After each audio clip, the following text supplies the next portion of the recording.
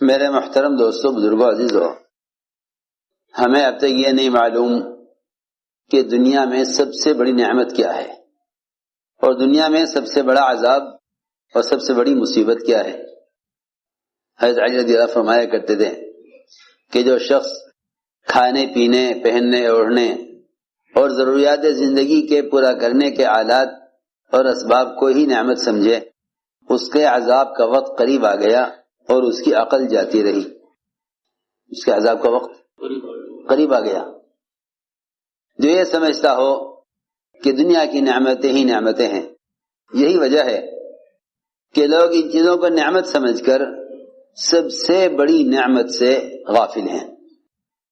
دنیا کی چیزوں کو نعمت سمجھ کر سب سے بڑی نعمت سے غافل ہیں۔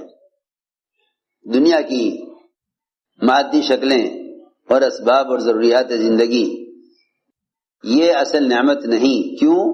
اس لیے کہ ان شکلوں پر جنت کی ہمیشہ کی نعمتوں کا مدار نہیں ہے۔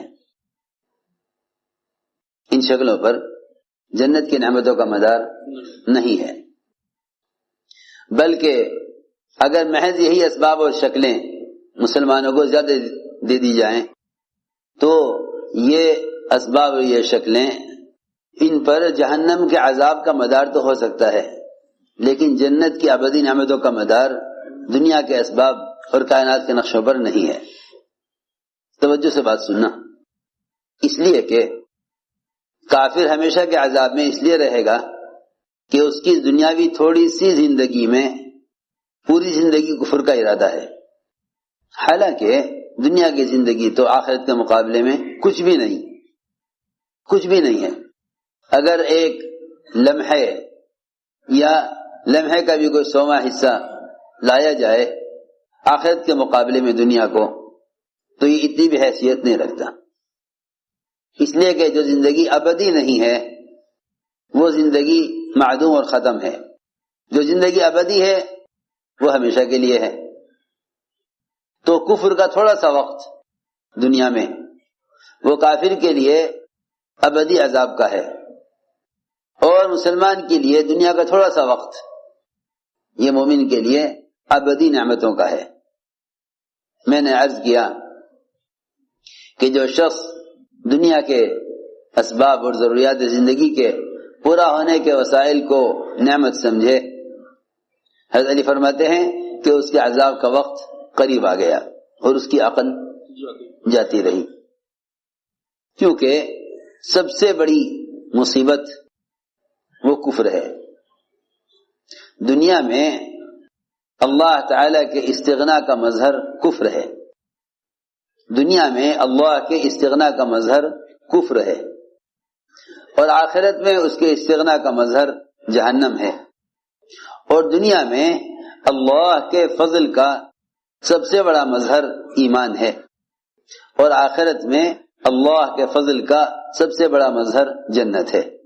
آخرت میں اللہ کے فضل کا جو مظہر ہے وہ جنت ہے، اس کے استغنا کا مظہر جہنم ہے۔ دنیا میں اللہ کی استغنا کا مظہر کفر ہے، اور آخرت میں اس کے استغنا کا مظہر جہنم ہے۔ یوں کہیں کہ اللہ تعالی کے استغنا سے اس طرح ڈرا کرو جس طرح اللہ کے عذاب سے ڈرتے ہو۔ اللہ کے استغنا سے ایسے ڈرو جیسے اللہ کے عذاب سے ڈرتے ہو۔ اللہ کے استغنا سے ایسے ڈرا کرو جیسے اللہ کے عذاب سے ڈرنا چاہیے، اس لیے کہ اس کی ذات بہت مستغنی ہے۔ میں نے عرض کیا کہ اگر کسی کافر کے کفر کو دیکھیں تو اس سے اللہ تعالی کے استغنا کا دھیان آئے گا کہ اللہ کی ذات کتنی مستغنی ہے، اللہ کی ذات کتنی مستغنی ہے کہ اس نے ایک انسان کو کفر پر رکھ کر یہ بتلایا ہے ایمان والوں کو کہ مجھے کسی کی وحدانیت اور کسی کی عبادت کی اور کسی سے اپنی بڑائی کے بیان کرانے کی ضرورت نہیں ہے۔ یہ میں عرض کرنا چاہتا ہوں کہ دنیا میں کفر وہ اللہ کے استغنا کا مظہر ہے۔ تو جب اللہ تعالی نے کافر کو دکھلا کر اپنا استغنا سمجھایا مومن کو، تو پھر مومن کے لیے کہاں گنجائش ہے کہ وہ کسی عبادت پر فخر کرے، کسی عبادت پر، سنو میں کیا کہہ رہا، اس کو تو ہر وقت اس بات پر اللہ کا شکر ادا کرتے رہنا چاہیے کہ اللہ تیرا کتنا بڑا فضل ہے، تیرا کتنا بڑا فضل ہے کہ تو نے مجھے دنیا میں کفر سے بچا لیا۔ کیوں میں عرض کرتا ہوں، جب آپ کسی ہسپتال میں جا کر بیماروں کو دیکھیں تو ہڈی کے بیماروں کو دیکھیں گے تو آپ کو اپنی ہڈیوں پر اللہ کا شکر اور اس نعمت پر اللہ تعالیٰ کے احسان کا خیال آئے گا۔ جب آپ دماغ کے بیماروں کو دیکھیں گے تو اپنے دماغ کا خیال آئے گا، جب آپ اندھوں کو دیکھیں گے تو اپنی آنکھوں کا خیال آئے گا۔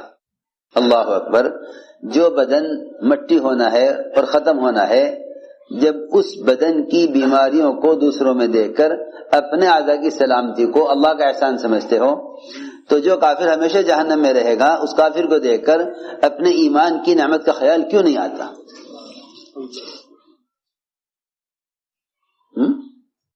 میں حیران ہوں کہ اس زمانے میں پڑھے لکھے کیا عوام سب مسلمان ایمان کی نعمت سے غافل ہیں، وہ یوں سمجھتے ہیں یہ تو ایک ہماری پیدائشی چیز ہے، حالانکہ آپ دیکھ رہے ہیں کہ یہودی، نصرانی، مشرک اور کافر ہر مذہب کے گھر میں بچے پیدا ہو رہے ہیں، ان کے پیدا کرنے والے، ان کو جننے والے، وہ انہیں اپنے اپنے مذہب کی تعلیم دے رہے ہیں۔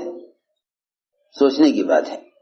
اس لیے میں نے عرض کیا کہ جو شخص دنیا کی نعمتوں کو نعمت سمجھے اس کی عقل جاتی رہی، اس کے عذاب کا وقت قریب آ گیا۔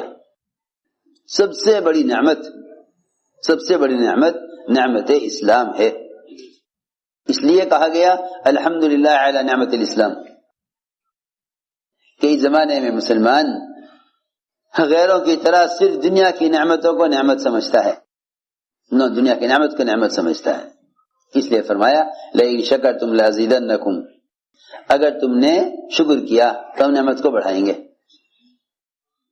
ہم نعمت کو بڑھائیں گے، اور اگر تم نے ناقدری کی تو ہم تم سے اس نعمت کو چھین لیں گے۔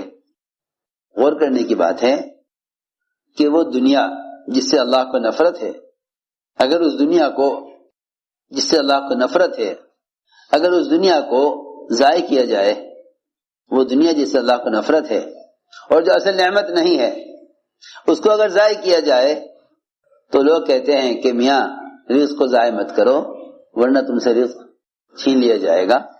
تو دنیا جس سے اللہ کو نفرت ہے، اگر اس دنیا کے ضائع کرنے پر دنیاوی نعمت کے چھن جانے کا اندیشہ اور خوف، اور لوگ ڈراتے بھی ہیں، لوگ اسے ڈراتے بھی ہیں، تو پھر اسے اندازہ کرنا چاہیے کہ وہ ایمان جو اللہ کو محبوب ہے اور جس ایمان پر ہمیشہ کی نعمتوں کا مدار ہے، اس ایمان کی نعمت کی ناشکری سے ایمان کتنا ضائع ہو جائے گا ایمان۔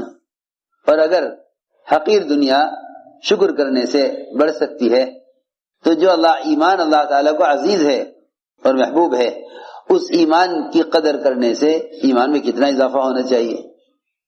لیکن اصل بات یہ ہے کہ لوگ ابھی شکر کو ہی نہیں سمجھے کہ شکر کیا ہے۔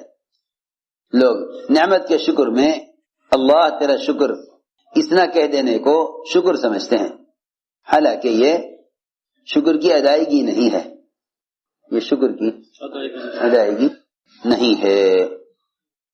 زبان سے شکر ادا کرنا الفاظ کی ادائیگی ہے، شکر کی ادائیگی نہیں ہے۔